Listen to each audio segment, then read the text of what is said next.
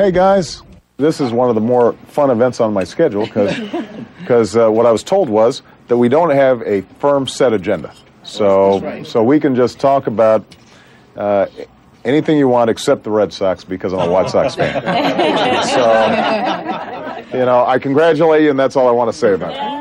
I'm married to Michelle, who is spectacular. When I saw her, I thought, okay, I like this.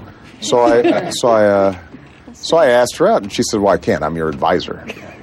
I said, well, this isn't serious. I mean, you're not, you know, evaluating me or supervising me. We can go out. She said, no, that wouldn't be appropriate.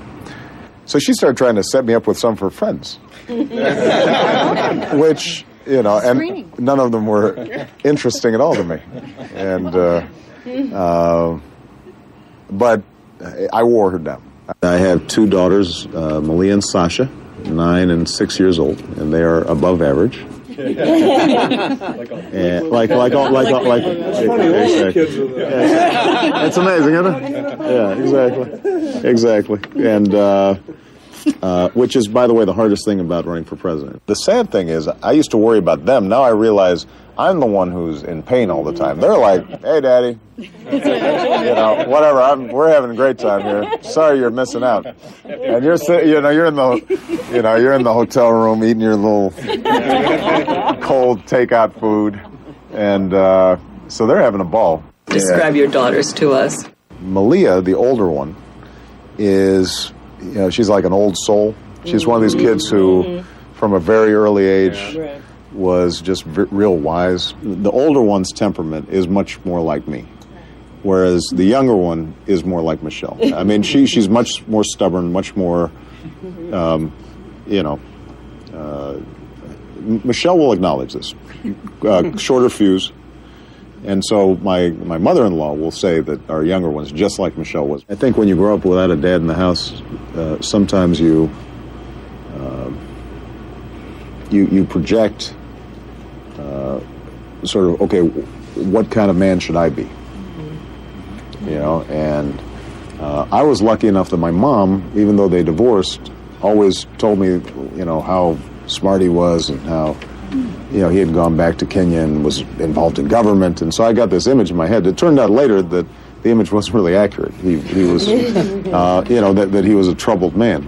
But so part of my motivation was trying to live up to this image that wasn't around to, you know, where you could dispel the image. My mom thought I was the greatest thing in the world, and that can make up for so much other stuff. If you just got one person who thinks, you know, that you're just the bomb. In high school, were you more like Wally Cleaver or Eddie Haskell?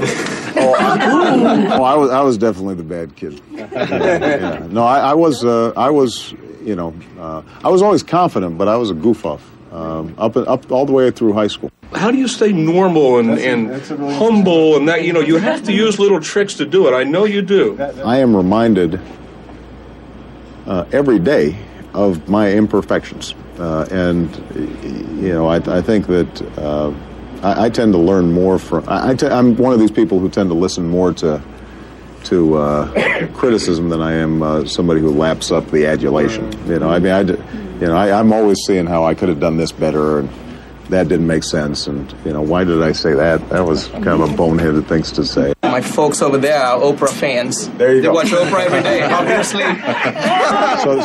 So they've called me a couple of times. Are you going to utilize Oprah in the campaign in some way? Is she going to do what she's done for, let's say, for example, literacy and books and getting people interested? Because she definitely has that forum. I'm not a book or a hand lotion or something that I can just be marketed like that. I understand. But I think that one of the things I'm pleased with is that she, I think like a lot of people, haven't been interested in politics. Yeah. That's right. And I've been able, or have been cynical about politics, and I've been able to maybe make them feel like this might be something worthwhile. They will not vote for me just because Clooney says vote for him.